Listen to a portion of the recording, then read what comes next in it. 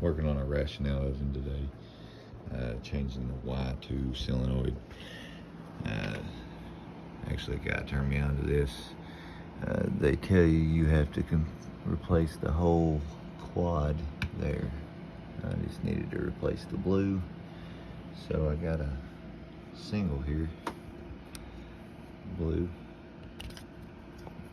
and that goes on there like that, and this goes on here like so, and then you just take this off, take the solenoid off, and then replace it on the quad.